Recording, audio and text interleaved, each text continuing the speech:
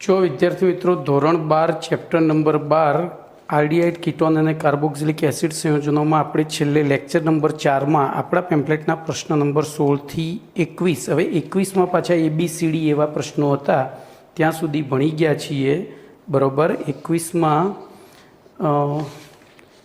ABCD એવા 4 પ્રશ્નો નાના નાના હતા।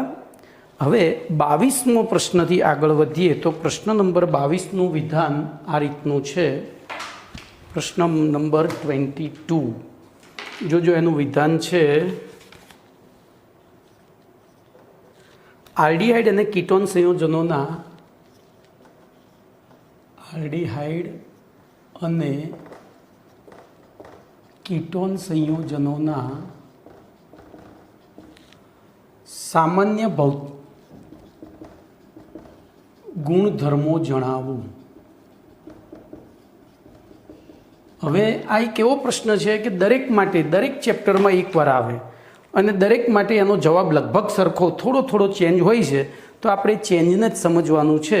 તો બોલો, ભૌતિક ગુણધર્મોમાં સૌથી પહેલાં રંગ, ઘન, સ્વાદ, અવસ્થા, ગલનબિંદુ, ઉત્કલનબિંદુ, દ્રાવ્યતા, ઘનતા આ બધાની ચર્ચા કરવાની હોય તો આપણે અહીંયા પહેલાં રંગ, પછી ગંધ, સ્વાદ આપણે કોઈ પણ કેમિસ્ટ્રીનું સંયોજન છે એનો સ્વાદ આપણે ચાખવાનો હોતો નથી, તો સ્વાદ જવા દઈએ। પછી રંગ, ઘન, સ્વાદ, પછી અવસ્થા, પછી ગલન બિંદુ, ઉત્કલન બિંદુ અને દ્રાવ્યતા, અને છેલ્લું એક એડિશનલ છે ઘનતા।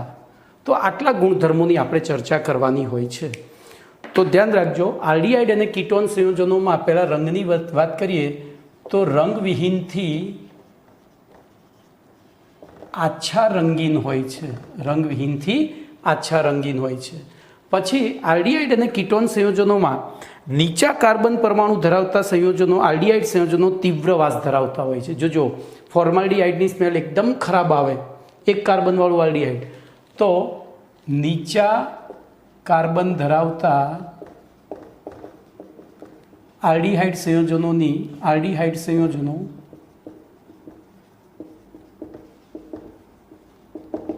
તીવ્ર વાસ ધરાવતા હોય છે। જ્યારે કાર્બન સંખ્યા વધે તેમ તેમની વાસની તીવ્રતા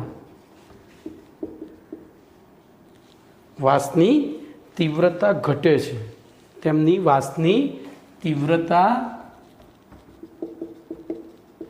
ઘટે છે અને ઊંચી કાર્બન સંખ્યા ધરાવતા આલ્ડીહાઇડ સંયોજનો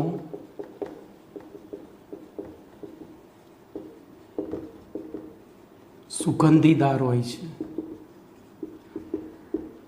બરોબર। આ આલ્ડીહાઇડની ગંધની ખાસિયત છે। જોજો, તો વાસની તીવ્રતા ઘટતી જાય અને સુગંધિતા વધતી જાય છે જેમ જેમ કાર્બન સંખ્યા વધે એમ। હવે વાત કરીશું કીટોનની। તો કીટોનમાં પહેલાં જ કાર્બનથી, એમાં ઊંધું છે, કીટોનમાં ઊંધું છે, પહેલાં જ કાર્બનથી સુગંધીદાર છે। એસિટોન સૌથી ઓછા કાર્બનવાળો, બરાબર। તો અહીંયા આપણે લખીશું કીટોન સંયોજનો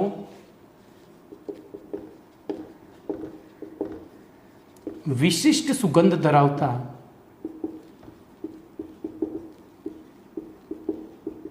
સુગંધીદાર સંયોજનો છે, બરોબર। સુગંધી આપણે એસિટોન એટલે છોકરીઓને ઉપયોગમાં લે છે, નેલ પોલિશ રિમૂવર, બોલે એની સ્મેલ કેટલી સરસ હોય છે, બરોબર। તો વિશિષ્ટ સુગંધ ધરાવતા સુગંધીદાર સંયોજનો છે। આથી જોજો, હવે આ સુગંધના કારણે, તો અહીંયા લખું છું, આથી કુદરતમાંથી પ્રાપ્ત થતા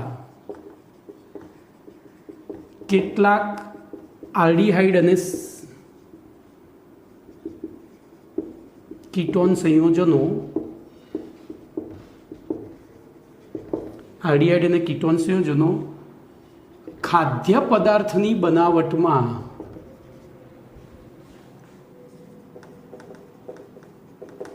સ્વાદ અને સુગંધના કારક તરીકે ઉપયોગી છે। બરોબર। જોજો આપણે જે કપૂર વાપરીએ છીએ, કપૂર એક કીટોન સંયોજન છે, કપૂર એક કીટોન સંયોજન છે, ધ્યાન રાખજો। પછી ખાંડ, તો ખાંડ આલ્ડીહાઇડ સંયોજન છે, ખબર પડી, એ એક ઊંચા કાર્બનવાળું આલ્ડીહાઇડ સંયોજન છે, બરોબર। તો અહીંયા આપણે સ્વાદ અને સુગંધના કારક તરીકે કેટલાક આલ્ડીહાઇડ અને કીટોન સંયોજનો વાપરીએ છીએ। કેમ? તો આલ્ડીહાઇડમાં ઓછા કાર્બનવાળા ગંધીદાર હોય છે, પણ જેમ કાર્બન સંખ્યા વધતી જાય એમ એમની ગંધ ઘટતી જાય છે અને સુગંધ વધતી જાય છે। ચલો, રંગ, ગંધ, હવે સ્વાદ નથી, અવસ્થાની વાત કરીએ તો ધ્યાન અહીં રાખજો। બોલો, આલ્ડીહાઇડ અને કીટોન બંને ધ્રુવીય સંયોજનો છે, બંને ધ્રુવીય સંયોજનો છે, અને તેથી તે કઈ અવસ્થા ધરાવતા હશે? બોલો, એમાં કયું આંતર આકર્ષણ બળ પ્રવર્તતું હોય? તો દ્વિધ્રુવી દ્વિધ્રુવી। હવે જોજો, સૌથી નિર્બળ વાન ડર વાલ્સ, એનાથી વધુ દ્વિધ્રુવી પ્રેરિત, એનાથી વધુ દ્વિધ્રુવી દ્વિધ્રુવી, એનાથી વધુ એચ બંધ, બરોબર। તો અહીંયા આ દ્વિધ્રુવી દ્વિધ્રુવી આકર્ષણ બળ ધરાવે છે, તેથી તે પ્રવાહી અવસ્થા ધરાવતા હોય છે। બોલો, તો ઓરડાના તાપમાને, હવે જોજો મિથેનાલ, તો મિથેનાલ એકલો જ એવો છે કે જે વાયુ અવસ્થા ધરાવે છે, તો અહીંયા લખીશું ઓરડાના તાપમાને મિથેનાલ વાયુ અવસ્થા ધરાવે છે, બરોબર। જ્યારે ઇથેનાલ અને તે પછીના આલ્ડીહાઇડ, બોલો, જ્યારે, હવે આપણે એવું લખીશું, જ્યારે ઇથેનાલ, ઇથેનાલ, લા ન નહીં, ઇથેનાલ પ્રવાહી અવસ્થા ધરાવે છે અને તે પછીના આલ્ડીહાઇડ કાર્બન સંખ્યા વધે તેમ પ્રવાહીથી ઘન અવસ્થા ધરાવતા હોય છે। ભાઈ, આવું કેમ થયું? બોલો,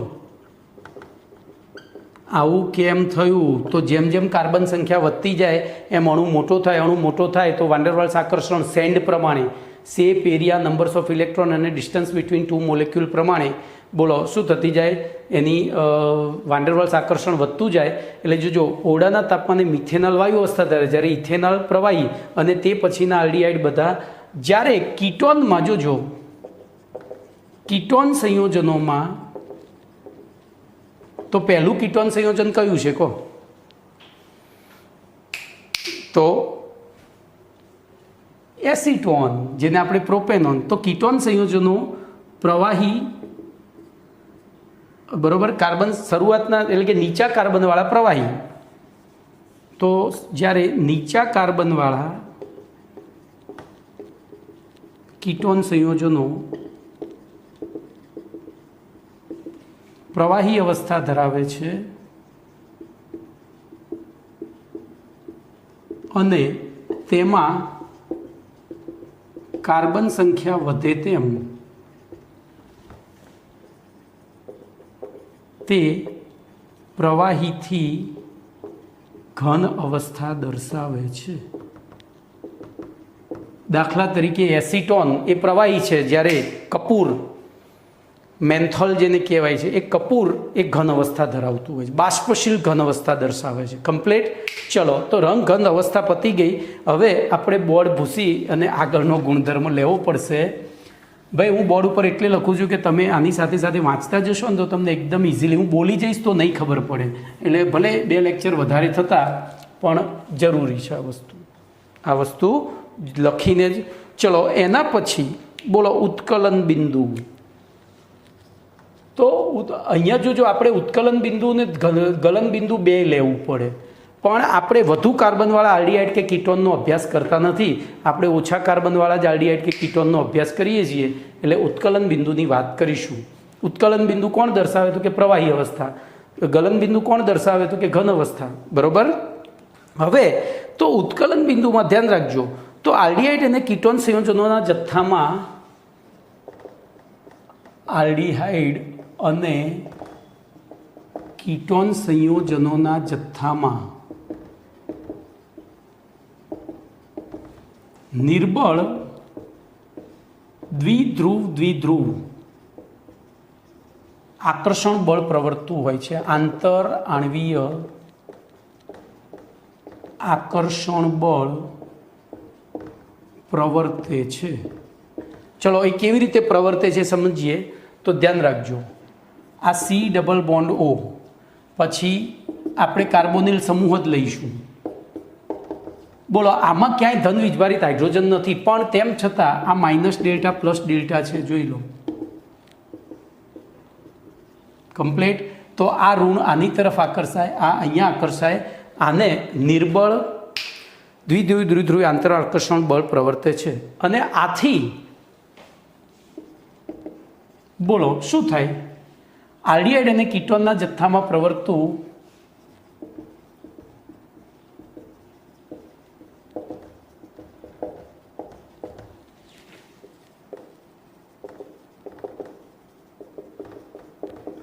આંતર આણવીય આકર્ષણ બળ એ હાઇડ્રોકાર્બનના જથ્થામાં પ્રવર્તતા આંતર આણવીય આકર્ષણ બળ કરતાં વધુ, પરંતુ બોલો કોના કરતાં ઓછું હશે? તો આલ્કોહોલ કરતાં. કેમ? તો આલ્કોહોલમાં અહીંયા હાઇડ્રોજન બંધ રચાય, અહીંયાથી આ રીતે આલ્કોહોલમાં એચ હોય, અને એ એચ ધન વીજભારિત થઈ આ ઓક્સિજનના અબંધકારક ઇલેક્ટ્રોન યુગ્મ વડે આકર્ષાય. ખબર પડી? તો પરંતુ આપણે અહીંયા આકૃતિમાં ચેન્જ નથી કરતા, આપણે એઝ ઇટ ઇઝ જ રાખીએ છીએ. પરંતુ અનુવર્તી આલ્કોહોલના જથ્થામાં પ્રવર્તતા, બોલો હવે એમાં કયું આકર્ષણ બળ? તો એચ બંધના કારણે, એવું લખીશ, આંતર આણવીય આકર્ષણ બળ કરતાં ઓછું હોય છે. હવે આપણને ખબર છે કે ગલનબિંદુ ઉત્કલન બિંદુનો આધાર તો આંતર આણવીય આકર્ષણ બળ જ હોય છે. આથી સમાન આણવીય દળ ધરાવતા આવા સંયોજનોના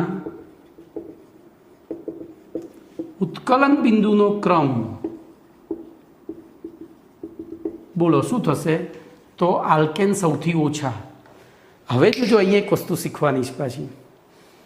બોલો, ઈથરમાં પણ અતિ નિર્બળ આકર્ષણ બળ પ્રવર્તે છે, એટલે ઈથર બીજા નંબરે. હવે આલ્ડીહાઇડ અને કીટોનમાં કોની વચ્ચે વધુ આકર્ષણ બળ પ્રવર્તતું હશે? મને કહો છો. આલ્ડીહાઇડ અને કીટોનમાં કોની વચ્ચે વધુ આકર્ષણ બળ પ્રવર્તતું હોય? તો કીટોનમાં. કેમ? બોલો, કીટોનમાં તો આલ્ડીહાઇડ કરતાં કીટોનના જથ્થામાં પ્રવર્તતું દ્વિધ્રુવી આકર્ષણ બળ પ્રબળ હોય છે. બોલો કેમ પ્રબળ હશે? કોઈ કહેશે મને? તો કીટોનમાં અહીંયા બે આર સમૂહ જોડાયેલા હોય, અને આર સમૂહ પૂરક હોય તો આ ઇલેક્ટ્રોન વધુ ખેંચાય. તો આલ્ડીહાઇડમાં અહીંયા માઇનસ ડેલ્ટા જે પેદા થાય છે એના કરતાં અહીંયા માઇનસ ડબલ ડેલ્ટા અને અહીંયા પ્લસ ડબલ ડેલ્ટા પેદા થાય, કારણ કે અહીંયા ઇલેક્ટ્રોન ઘનતા વધી. તો પહેલું આવે RCHO અને પછી આવે RCOR, એટલે કે સૌથી ઓછું આલ્કેનનું, એનાથી વધુ ઇથરનું, એનાથી વધુ આલ્ડીહાઇડનું, એનાથી વધુ કીટોનનું, અને એનાથી વધુ ROH હોય છે. બોલો, ઉત્કલન બિંદુનો ક્રમ આખો વ્યવસ્થિત રીતે આપણે સમજી લીધો છે. બોલો કમ્પ્લીટ. તો આલ્ડીહાઇડ સૌથી પહેલું આલ્કેન, પછી ઇથર, પછી આલ્ડીહાઇડ, પછી કીટોન અને પછી આલ્કોહોલ હોય છે. ચલો હવે એના પછી દ્રાવ્યતાની વાત કરીશું.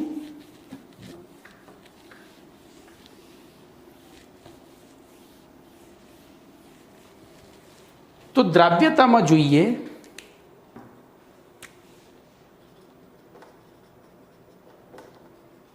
બોલો દ્રાવ્યતામાં શું કરીશું? તો દ્રાવ્યતાનો આધાર પણ શેની ઉપર છે? પાણી એટલે કે દ્રાવક અને જે તે દ્રવ્યની વચ્ચે રચાતા આંતરાણવીય આકર્ષણ બળ ઉપર. તો ધ્યાન રાખજો, મિથેનાલ, ઇથેનાલ અને પ્રોપેનોન. મિથેનાલ, ઇથેનાલ અને પ્રોપેનોન, બરોબર? પ્રોપેનોન એટલે કે ઓછા કાર્બન, આ એક કાર્બનવાળું, આ બે કાર્બનવાળું, આ ત્રણ કાર્બન, એટલે કે ઓછા કાર્બન ધરાવતા આલ્ડીહાઇડ કે કીટોન, બોલો શું થશે? સંયોજનો પાણી સાથે હાઇડ્રોજન બંધ બનાવે છે. કીટોન સંયોજનો પાણી સાથે એચ બંધ બનાવે છે. અને એચ બંધ બનાવે તો શું થાય? આપણને ખબર છે દ્રાવ્યતાનો આધાર બે વસ્તુ ઉપર છે. એક તો લેટીસ ઉર્જા. લેટીસ ઉર્જા એટલે પોતાના પ્રત્યેનું આકર્ષણ, અને સોલ્વેશન એનર્જી એટલે કે દ્રાવક પ્રત્યે. તો બોલો અહીંયા દ્રાવક પ્રત્યે એમને પ્રબળ એચ બંધ રચ્યો. એમના જથ્થામાં તો કયો બંધ હતો, કયું આકર્ષણ હતું? દ્વિધ્રુવી. પણ અહીંયા દ્વિધ્રુવી કરતાં એચ બંધ વધુ પ્રબળ હોવાના કારણે, એટલે કે લેટીસ ઉર્જા કરતાં પેલું સોલ્વેશન એનર્જી વધારે હોય તો એ સરળતાથી ઓગળે. અને એના કારણે બોલો અહીંયા શું થશે? આથી બનાવે છે. આથી આ ત્રણ સંયોજનો પાણીમાં સુદ્રાવ્ય છે, ધ્યાન રાખજો. પરંતુ તે પછી બોલો કાર્બન સંખ્યા વધે તેમ શું થાય? તો કાર્બન સંખ્યા વધે એટલે પહેલું તો પોતાના પ્રતિ વાન્ડરવાલ્સ આકર્ષણ વધતું જાય, એટલે કે લેટીસ ઉર્જા વધતી જાય. આ એચ બંધ તો એટલો ને એટલો જ પ્રબળ રહે, પણ પેલી લેટીસ ઉર્જા વધતી જાય છે. એચ બંધની પ્રબળતામાં ઘટાડો નથી થતો. તો લેટીસ ઉર્જા વધતી જાય છે એટલે શું થાય છે? તેમ આલ્ડીહાઇડ અને કીટોનની પાણીમાં દ્રાવ્યતા ઝડપથી ઘટે છે. કેમ ઘટે છે ખબર પડી ગઈ? કારણ કે જેમ જેમ કાર્બન સંખ્યા વધતી ગઈ એમ એમનું પોતાના તરફી પોતાનું આકર્ષણ, એટલે કે એમનું પોતાના જથ્થામાં પ્રવર્તતું આંતરાણ્વીય આકર્ષણ, વાન્ડરવાલ્સ આકર્ષણ વધતું ગયું. સામે પાણી સાથે રચાતા એચ1ની પ્રબળતા એની જ રહી, તો લેટીસ ઉર્જા વધતી ગઈ, હાઇડ્રેશન ઉર્જા એની રહી, તો લેટીસ ઉર્જા વધી એટલે શું થાય? દ્રાવ્યતા ઘટતી જાય અને અહીંયા ઝડપથી ઘટે છે. બોલો દ્રાવ્યતા પૂરી થઈ ગઈ. હવે વાત કરીશું ઘનતાની. એ પહેલાં જો આ પાણીમાં દ્રાવ્યતા સમજ્યા, હવે વાત કરીશું. બોલો આ કાર્બનિક સંયોજનો છે. આપણે બીજા પાઠ દ્રાવણોમાં ભણી ગયા છીએ. દ્રાવ્ય અને દ્રાવક મિશ્ર થઈ દ્રાવણ બનવા માટેની શરતો, 4 શરતો હતી. કઈ 4? તો ધ્રુવીય દ્રાવકમાં, ધ્રુવીય પદાર્થો ધ્રુવીય દ્રાવકમાં, અધ્રુવીય પદાર્થો અધ્રુવીય દ્રાવકમાં, OH સમૂહ ધરાવતા પાણીમાં અને મોટાભાગના આયનીય સંયોજનો પાણીમાં. તો બોલો આ ધ્રુવીય છે પણ નિર્બળ ધ્રુવીય છે, અને નિર્બળ ધ્રુવીય છે તો નિર્બળ ધ્રુવીય કાર્બનિક દ્રાવકોમાં દ્રાવ્ય થશે.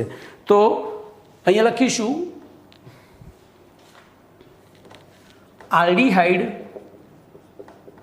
અને કીટોન નિર્બળ ધ્રુવીય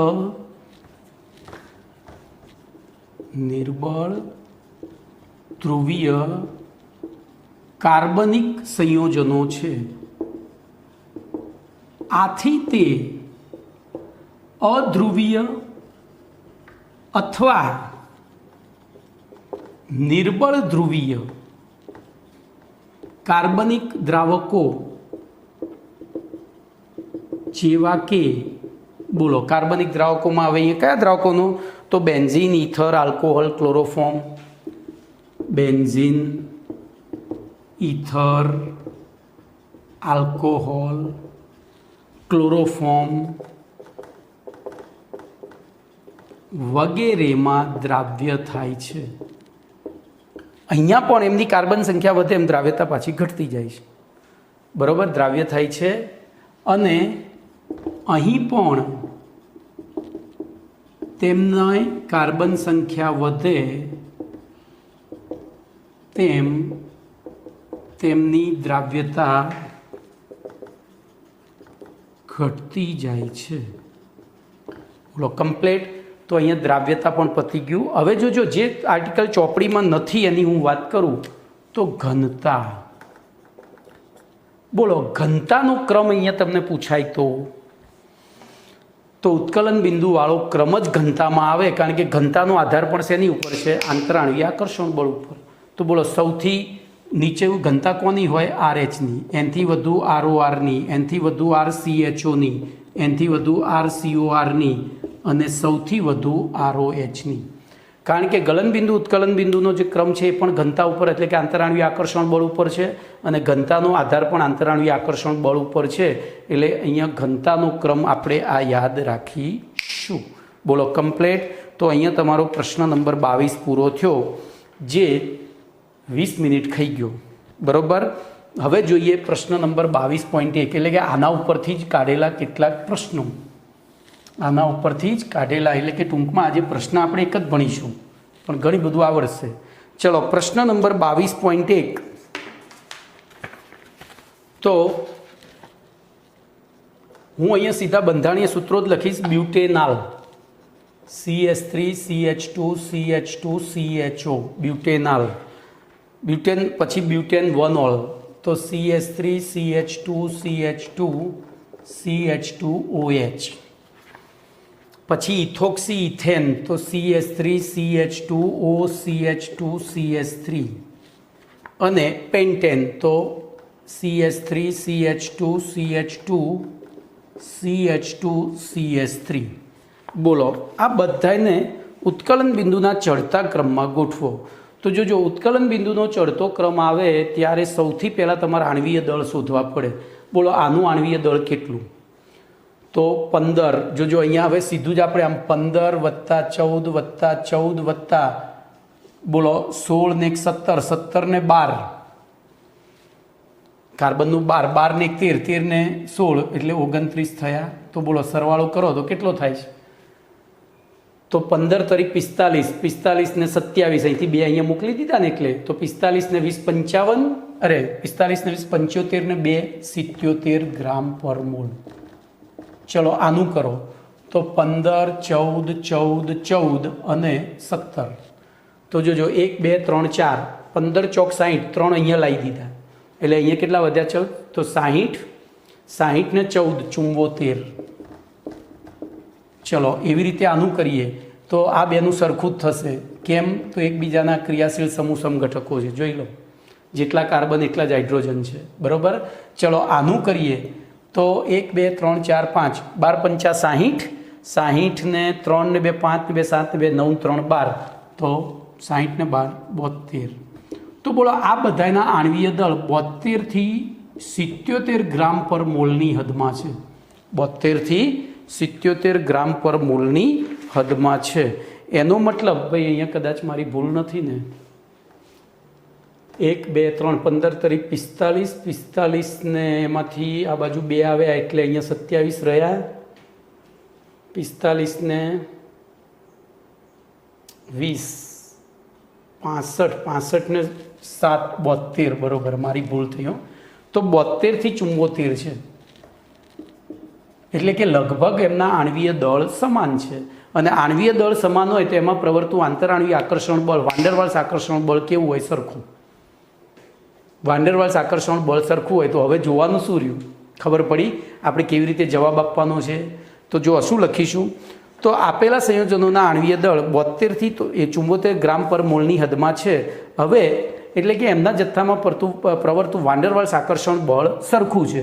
તો પછી એમના ઉત્કલન બિંદુનો આધાર કયા બળો ઉપર હશે? તો દ્વિધ્રુવી અથવા તો દ્વિધ્રુવી પ્રેરિત અહીંયા ના આવે અને H બંધ. બોલો આમાં કયું બળ હશે? તો આપણે પહેલું લખીએ તો એમાં દ્વિધ્રુવી અહીંયા લખું છું. બોલો દ્વિ ટૂંકમાં લખું છું. ચલો આમાં કયું બળ પ્રવર્તશે? તો H બંધ. પછી પાછું આમાં તો દ્વિધ્રુવી અને આમાં ખાલી વાન્ડરવાલ્સ. હવે આ બેમાં પાછું કયું દ્વિધ્રુવી પ્રબળ? તો આમાં મેં તમને શીખવાડ્યું હતું કે આ રીતે ચોકડી વાગે છે, યાદ છે ને? જ્યારે આમાં શું થાય તો એ કેન્દ્રીકરણ થાય આ રીતે. અહીંથી R અને H, આને આમ ખેંચ્યું, આને આમ આપ્યું ને અહીંયાથી આમ ગયું. જ્યારે પેલામાં શું થયું? 2 અબંધકારક ઇલેક્ટ્રોન યુગ્મ દૂર જાય એટલે તો અહીંયા વિકેન્દ્રીકરણ થાય છે, અહીંયા કેન્દ્રીકરણ થાય છે. તો આ વધુ, આ ઓછું. બોલો આટલું વિચારવાનું છે. આ બધા MCQ છે ભાઈ, આ MCQ છે, MCQમાં પૂછાય. તો બોલો હવે સૌથી ઊંચું ઉત્કલન બિંદુ કોનું થશે? તો બ્યુટેનોલનું, કારણ કે તેના જથ્થામાં પ્રબળ H બંધ રચાય છે. પછી બીજા નંબરે તો બ્યુટેનાલનું, કારણ કે એની અંદર ડાઇથાઇલ ઇથર કરતાં વધુ પ્રબળ દ્વિધ્રુવી આકર્ષણ બળ પ્રવર્તે છે, એના કરતાં ઓછું તો ડાઇથાઇલ ઇથરનું, કારણ કે એમાં આના કરતાં નિર્બળ દ્વિધ્રુવી આકર્ષણ બળ પ્રવર્તે છે, અને સૌથી ઓછું પેન્ટેનનું, કારણ કે પેન્ટેનમાં માત્ર વાન્ડરવાલ્સ આકર્ષણ બળ જ પ્રવર્તે છે. તો આ રીતે બોલો સૌથી વધુ એનું ઓછો, એટલે ચડતો ક્રમ આપવો હોય તો સૌથી ઓછું પેન્ટેન, એનાથી વધુ આ, એનાથી વધુ આ, ને એનાથી વધુ આ. બોલો પતી ગયું. ચલો એવો ને એવો બીજો પ્રશ્ન છે 22.2.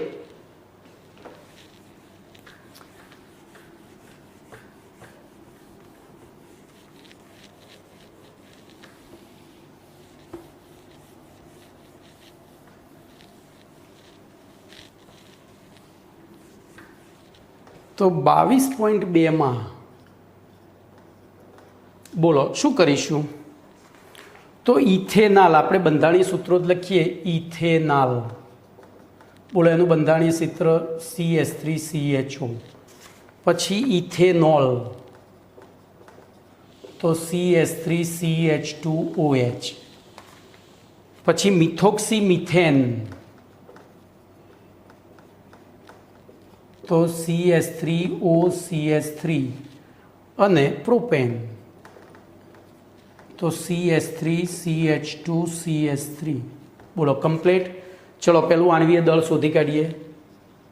આ રીતે જ આણ્વીય દળ, આંતર આણ્વીય આકર્ષણ બળ, બે જ વસ્તુ વિચારવાની. બોલો આનું આણ્વીય દળ કેટલું થાય? તો 12 ને 13, 13 ને 16, 29, 29 ને 3. આપણે આ રીતે જ ગણીએ ને. બોલો આ 12 ને 3 15 વત્તા આ કેટલું હતું? તો 16 ને 17, 17 ને 12 29. કેટલા થયા? તો એક અહીંયા જતો રહ્યો એટલે 30, 30 ને 14 44. ચલો એવી રીતે તો 15 વત્તા 12 વત્તા 17, 16 ને 17, તો 15 ને 12 27, 27 ને 7 34, 34 ને 10 44. ચલો અહીંયા પણ 44. અહીંયા તો 15, 15 અને 14. બોલો તો 15 તરી 45માંથી 1 ગયા એટલે 44. બોલો બધાયનું 44 છે. કંઈક મારી ભૂલ નથી ને ભાઈ? જોઈ લેજો. 15 ને 12 27, 27 ને 7 34 ને 10 44, 44. અહીંયા 29 ને 15 44. અહીંયા 15 તરી 45માંથી 1 ગયા તો 44. 15 દુ 30, 30 ને 16 36. અહીંયા 46 થાય ભાઈ, આપણી ભૂલ છે. 46 થાય. 15 દુ 30, 30 ને 16, તો અહીંયા અચ્છા અહીંયા ભૂલ છે, 14 થાય, એટલે આ 46 બરોબર. મારી ભૂલ છે.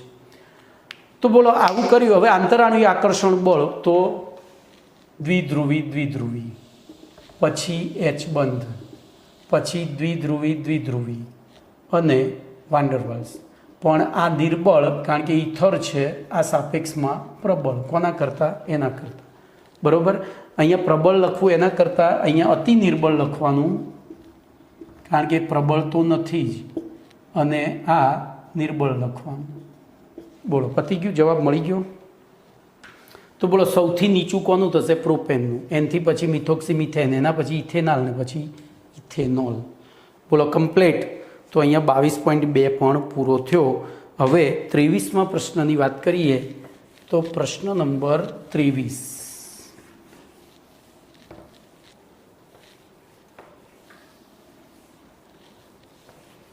તો પ્રશ્ન નંબર 23નું વિધાન આ રીતનું છે.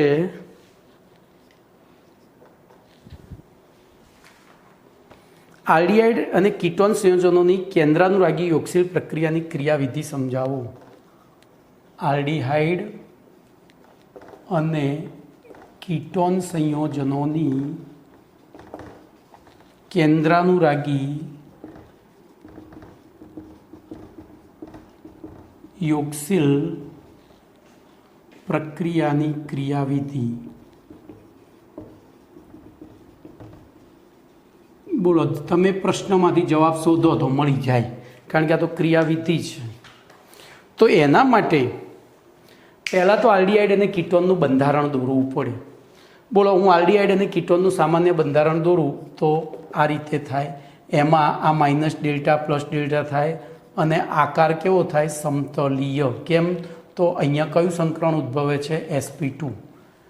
અને સમતલીય આકાર થતો હોય તો હવે ધ્યાન રાખજો, અહીંયા ધારો કે ન્યુક્લિયોફાઇલ એટલે કે કેન્દ્રાનુરાગી પ્રક્રિયક કેન્દ્ર તરફ આકર્ષાય એટલે પોતે ઋણ વીજભારિત હોય તો NU માઇનસ. બોલો NU માઇનસ હુમલો ક્યાં કરે? તો NU માઇનસ હુમલો હંમેશા ધન વીજભારિત પોર્શન ઉપર હુમલો કરે. બોલો અહીંયા એને હુમલો કર્યો એટલે શું થયું? બોલો પાઇબંધ તૂટ્યો એટલે શું થયું? વિચારો.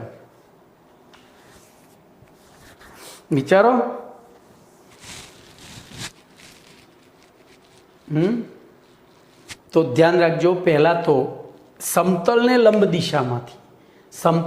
દિશા એટલે શું થઈ? આ ત્રણ કક્ષકો જે છે એ sp2 ને sp2 કક્ષક છે, આ પાઈ કક્ષક છે.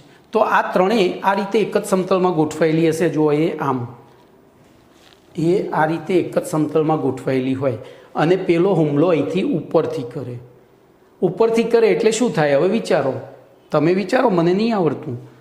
તો આની અપાકર્ષક અસરના લીધે આ ત્રણેય નીચે જતા રહેશે. ક્યાં જશે? આમ નીચે તરફ જઈ જશે. પહેલાં હતા સમતલમાં, ઉપરથી હુમલો કર્યો એટલે ત્રણેય નીચે જાય. તો બોલો આપણને આકાર શું મળશે? વિચારો, આપણને શું આકાર મળશે? હવે તો અહીંયા હું તમને ખબર પડે એ માટે ચોપડીમાં મેં AB લખ્યું છે, A અને B લખ્યું છે. બરાબર, ખબર પડે એ વખતે એ માટે પેમ્ફલેટમાં AB લખ્યું છે. તો હવે આ ત્રણ જોજો, C એમના એમ રહેશે, આ A, B અને O, અને અહીંથી NU જોડાઈ જશે મધ્યવર્તી. બોલો આ વખતે આની ઉપર કયું સંકરણ? અહીંયા O માઇનસ, અહીંયા કયું સંકરણ પેદા થશે? તો sp3. જોજો અહીંયા કયું હતું? sp2. હવે શું થશે? તો બીજા તબક્કામાં ઝડપથી જોજો, NU માઇનસ એકલો તો હોય નહીં, એટલે એની સાથે આપણે સાદામાં સાદો ધન આયન લઈએ તો એ સાદામાં સાદો ધન આયન આને આકર્ષી અને શું બનાવી દે? તો અહીંયા NU હવે માઇનસ કાઢી નાખું છું, A, B અને OH. તો આ એની ક્રિયાવિધિ થઈ. બોલો કમ્પ્લેટ NU. તો હવે આપણે શબ્દોમાં સમજીએ, ધ્યાન રાખજો. તો શબ્દોમાં જોઈએ તો આલ્ડીહાઇડ અને કીટોન સંયોજનોમાં આવેલા કાર્બોનિલ કાર્બન સમૂહ સમતલીય આકાર ધરાવતો ધ્રુવીય સમૂહ છે. બોલો સમતલીય આકાર ધરાવતો ધ્રુવીય સમૂહ છે અને તેમાં કાર્બોનિલ કાર્બન ઉપર આંશિક ધન વીજભાર હોય છે. ધરાવતો હોય છે. આથી આ સંયોજનોની કેન્દ્રાનુરાગી પ્રક્રિયકો સાથે પ્રક્રિયા કરવામાં આવે ત્યારે કેન્દ્રાનુરાગી પ્રક્રિયક કાર્બોનિલ કાર્બનની બોલો શું થાય?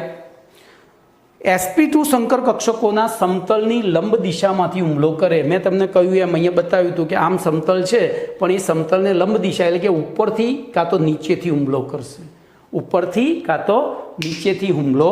કરે છે. બરાબર. આથી આકૃતિમાં દર્શાવ્યા પ્રમાણે C ડબલ બોન્ડ O, આ આકૃતિમાં દર્શાવ્યા પ્રમાણે C ડબલ બોન્ડ O દ્વિબંધનું પાઈ ઇલેક્ટ્રોન યુગ્મ વધુ વિદ્યુતઋણ ઓક્સિજન તરફ ખસી જાય છે. ઓક્સિજન પરમાણુ તરફ ખસે છે અને કાર્બોનિલ કાર્બન સાથે કેન્દ્રાનુરાગી પ્રક્રિયા એટલે કે ન્યુક્લિયોફાઇલ NU જોડાય છે. હવે આ તબક્કામાં બોલો અહીંયા કાર્બોનિલ કાર્બનનું સંકરણ કયું હતું? તો sp2. આ પહેલા તબક્કામાં એ સંકરણ શું થઈ ગયું? તો sp2માંથી sp3માં પરિવર્તિત થાય છે અને બનતું મધ્યવર્તી. હવે જો sp2 સંકરણ હતું તો આ આકાર કેવો હતો? સમતલીય. આ મધ્યવર્તી સંકીર્ણ કયો આકાર ધારણ કરશે? તો સમચતુષ્ફલકીય આકાર ધારણ કરે છે. ત્યારબાદ આલ્કોક્સાઇડ આયન સંયોજનની, હવે આને આલ્કોક્સાઇડ સંયોજન કહેવાય કારણ કે અહીંયા આલ્કેન કાર્બન સાથે ઓક્સિજન ઋણ વીજભારિત છે. અહીંયા કોઈ પણ આલ્કોક્સાઇડ કે ફિનોક્સાઇડ. તો આ આલ્કોક્સાઇડ આયન મધ્યવર્તી આલ્કોક્સાઇડ સંયોજન પ્રક્રિયા માધ્યમમાંથી પ્રોટોન, જો આ માઇનસ છે એટલે ધન વીજભાર તરીકે કંઈ ના કંઈ તો હશે જ, અને એમાં જનરલી આપણે પ્રોટોન એટલે કે ધન વીજભારિત આયનનો સ્વીકાર કરીને, પ્રોટોનની જગ્યાએ બીજો કોઈ ધન વીજભારિત આયન હોય તો પણ ચાલે, એનો સ્વીકાર કરી વિદ્યુત તટસ્થ યોગશીલ નિપજ આપે છે. બરોબર, યોગશીલ નિપજ આપે છે. આમ આલ્ડીહાઇડ અને કીટોન સંયોજનોની કેન્દ્રાનુરાગી યોગશીલ પ્રક્રિયામાં શું થાય?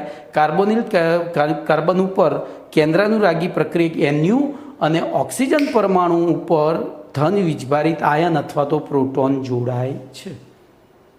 આખી ક્રિયાવિધિ આટલું તમે આમાંથી જોઈને લખવાનું છે. ફરીથી એક વખત વિચારી લઈએ, આપણે આને ભૂસી નાખીએ અને ફરીથી વિચારીએ. તમે જે આખું શીખ્યા એને હવે આપણે ફરીથી વિચારી લઈએ. બોલો શું કરીશું?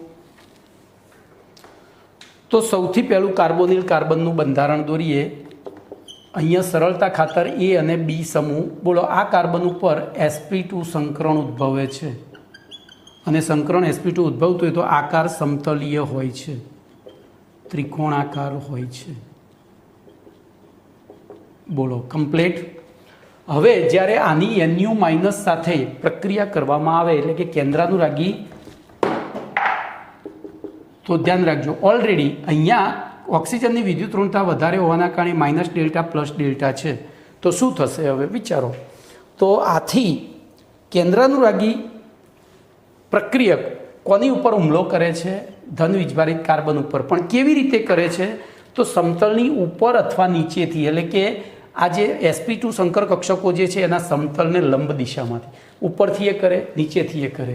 બોલો એવી પરિસ્થિતિમાં આપણે ઉપરથી બતાવ્યું છે એટલે હવે કાર્બન એમના એમ રહેશે. બોલો NU આની ઉપરથી હુમલો થયો એની અપાકર્ષક અસરના કારણે આ 3 જણા, તો A B અને O માઇનસ, તો અનુવર્તી આલ્કોક્સાઇડ આયન બને છે, આલ્કોક્સાઇડ નિપજ પ્રાપ્ત થાય છે. બરોબર. અને અહીંયા કયું સંકરણ પેદા થાય છે? sp3. અને પછી બીજા તબક્કામાં ધન વીજભારિત આયન અથવા તો દ્રાવકમાં રહેલા પ્રોટોનનું આની સાથે જોડાણ થવાથી બોલો NU OH A અને B આખી પ્રક્રિયા એકદમ ઇઝીલી આવડી જાય. કમ્પ્લીટ. ચલો એના પછી પ્રશ્ન નંબર 24.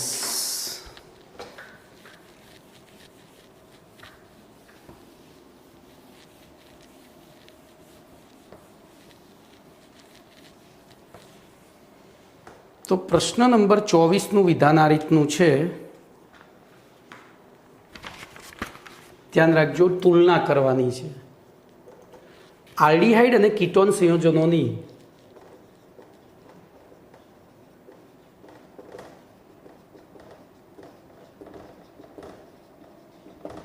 આલ્ડીહાઇડ અને કીટોન સંયોજનોની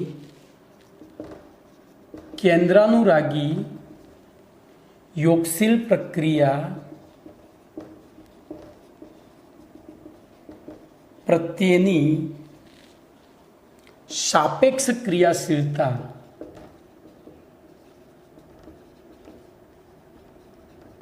સમજાવો. સાપેક્ષ ક્રિયાશીલતા સમજાવો. બોલો. તો અહીંયા ધ્યાન રાખજો, તમે નક્કી કરો, મને કશું આવડતું નથી, તમે પોતે નક્કી કરો એટલે આગળ વધીએ આપણે. બોલો.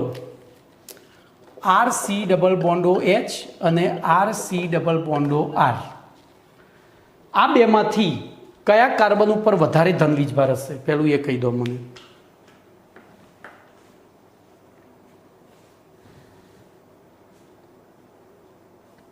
બોલો. તો સીધી વસ્તુ છે, આ પૂરક, આ આકર્ષક, આ પૂરક, આ પૂરક, અને એના કારણે જો આ માઇનસ ડેલ્ટા પ્લસ ડેલ્ટા થયું, માઇનસ ડેલ્ટા પ્લસ ડેલ્ટા થયું, પણ આ બે પૂરક છે એટલે શું કરે?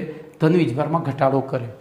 અને ધન વીજભારમાં ઘટાડો કરે તો NU માઇનસ, બોલો હું આ બે રાખીને NU માઇનસને જોડ મોકલું તો અહીંયા ધન વીજભાર ઓછો, અહીંયા વધુ, તો NU ક્યાં જશે? નાના છોકરાના બે કાકા હોય, એકના હાથમાં 2 ચોકલેટ છે, એકના હાથમાં 4 ચોકલેટ છે, તો એ નાનું છોકરું કયા કાકા તરફ જાય? તો જ્યાં વધુ ચોકલેટ હોય ત્યાં તરફ. પહેલાં ત્યાં જશે, એ લઈને પછી પેલા જોડે જશે, પણ આ નાનું છોકરું નથી, આ ન્યૂ છે. ઓકે, ચલો. તો પહેલું આપણને તો ખબર પડી ગઈ. તો અહીંયા ધ્યાન રાખજો, હવે હું તમને પરિચય સાથે જ સમજાવું. તો આપણે પરિચયમાં લખીશું, કીટોન સંયોજનો કરતાં આલ્ડીહાઇડ સંયોજનોની કેન્દ્રાનુરાગી યોગશીલ પ્રક્રિયા પ્રત્યેની ક્રિયાશીલતા વધુ છે. તો કીટોન સંયોજનો કરતાં આલ્ડીહાઇડ સંયોજનોની કેન્દ્રાનુરાગી યોગશીલ પ્રક્રિયા પ્રત્યેની ક્રિયાશીલતા વધારે હોય છે.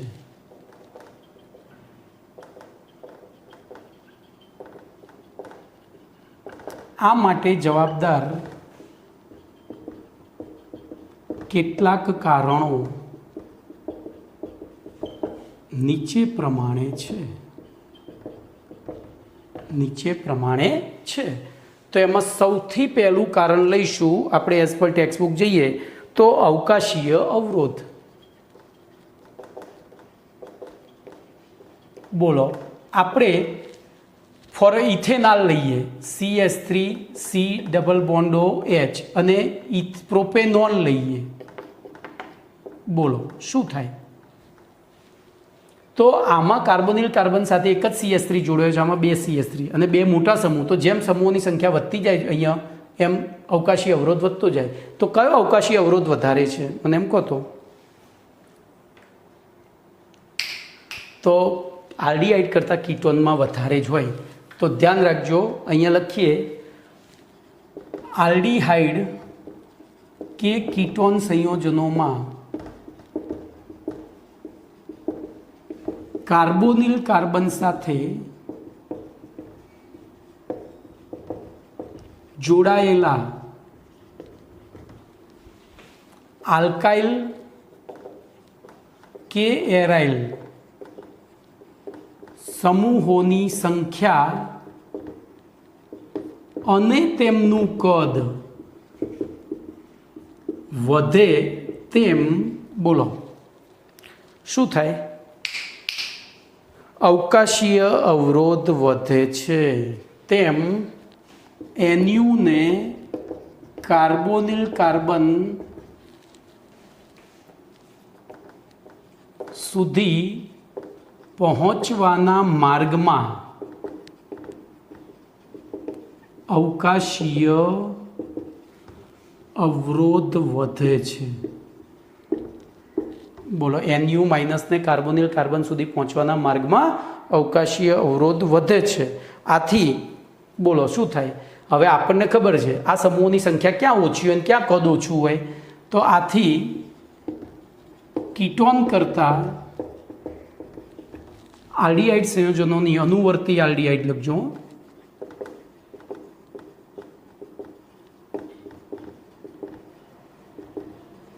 કેન્દ્રાનુરાગી યોગશીલ પ્રક્રિયા અનુભવવાની વૃત્તિ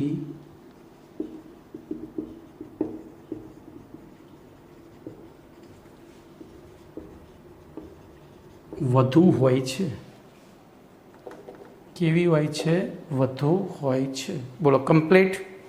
ચલો એના પછી બીજું લઈએ તો બે પ્રેરક અસર. તો જોજો આલ્ડીહાઇડ સંયોજનોમાં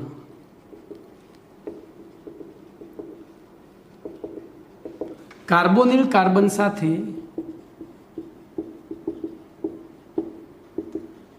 એક H અને એક આલ્કાઇલ કે એરાઇલ સમૂહ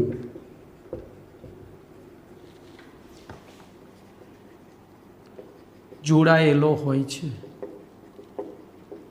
જ્યારે કીટોન સંયોજનોમાં બોલો કાર્બોનિલ કાર્બન સાથે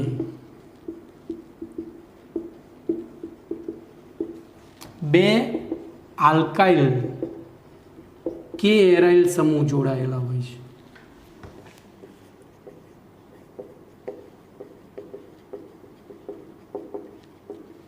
આથી એલિફેટિક જોજો ખાસ ધ્યાન રાખજો એલિફેટિક આલ્ડીહાઇડ કે કીટોનમાં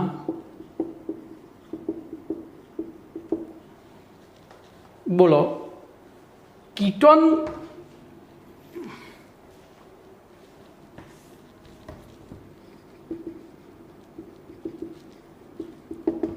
કીટોનમાં કાર્બોનિલ કાર્બન સાથે જોડાયેલા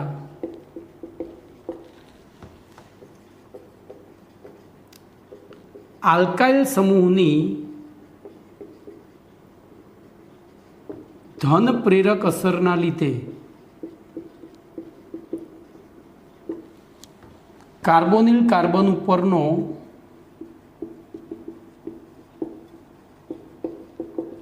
ધન વીજભાર ઘટે છે. બરાબર. જોજો અહીંયા આપણે મેં સમજાવ્યું કે ભાઈ કાર્બોનિલ કાર્બન સાથે તો આલ્ડીહાઇડમાં H અને R છે, કીટોનમાં બે R છે, અથવા તો અહીંયા જોજો આ પૂરક આ પૂરક આ પૂરક આ આકર્ષક. તો અહીંયા પૂરક છે, આ આકર્ષક છે. તો અહીંયા જે ધન વીજભાર પેદા થાય છે એ કેવો હશે? વધુ. અહીંયા ધન વીજભાર ઓછો. કેમ ઓછો? તો આની પૂરક અસરના લીધે એ ધન વીજભારમાં ઇલેક્ટ્રોન દાખલ થવાથી ધન વીજભાર ઘટે છે. તો પછી ન્યુક્લિયોફાઇલ ક્યાં હુમલો કરશે? બોલો. આથી બોલો શું થાય? તો આલ્ડીહાઇડમાં એ ઝડપથી હુમલો કરશે કે કીટોન ઉપર? તો કીટોન ઉપર. બોલો કમ્પ્લેટ. આલ્ડીહાઇડમાં તો ઘટે છે. આથી બોલો એલિફેટિક આલ્ડીહાઇડ કરતા એલિફેટિક કીટોનની કેન્દ્રાનુરાગી યોગશીલ પ્રક્રિયા અનુભવવાની વૃત્તિ ઓછી હોય છે. બરોબર. કેન્દ્રાનુરાગી યોગશીલ પ્રક્રિયા અનુભવવાની વૃત્તિ ઓછી હોય છે. હવે બોલો આગળ હવે તુલના કરવાની થાય. આગળ બરોબર કીટોન સંયોજનોની કેન્દ્રાનુરાગી યોગશીલ પ્રક્રિયાની ક્રિયાશીલતા અથવા તો વૃત્તિ ઓછી હોય છે. અને આના ઉપરથી હવે આપણે ક્રમ આપીએ. ભાઈ મેં બધું જે લખ્યું ને શોર્ટમાં લખ્યું છે, તમને પેમ્ફલેટમાં બધું વિગતવાર આપેલું છે. તો આના આધારે આપણે ક્રમ આપીએ, ધ્યાન રાખજો. તો બોલો સૌથી વધુ કેન્દ્રાનુરાગી યોગશીલ પ્રક્રિયા અનુભવવાની વૃત્તિ કોની થાય? તો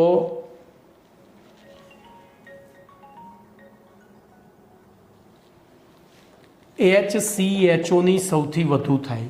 પછી એનથી ઓછી બોલો તો RCHOની થાય. એનથી ઓછી કોની થાય?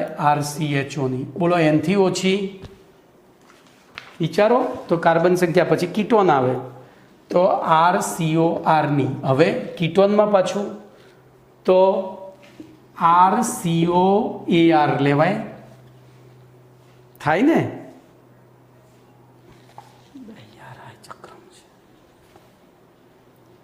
બોલો એના પછી શું થાય? RCOR પછી અહીંયા મારે એક વચ્ચે રહી ગયું ને, તો ARCHO થાય. એના પછી તો RCOAR થાય અને સૌથી ઓછી થાય ARCOAR. બરોબર. એટલે કે ફોર્માલ્ડીહાઇડની કેન્દ્રાનુરાગી યોગશીલ પ્રક્રિયા અનુભવવાની વૃત્તિ સૌથી વધારે, એનાથી ઓછી બાકીના આલ્ડીહાઇડની, એનાથી ઓછી એલિફેટિક કીટોનની, એનાથી ઓછી એરોમેટિક આલ્ડીહાઇડની, એનાથી ઓછી આલ્કાઇલ એરાઇલ કીટોનની અને સૌથી ઓછી ડાય એરાઇલ કીટોનની થાય. બોલો ઓકે. તો અહીંયા સુધી રાખીએ છીએ, બીજું નેક્સ્ટ લેક્ચરમાં. ઓકે.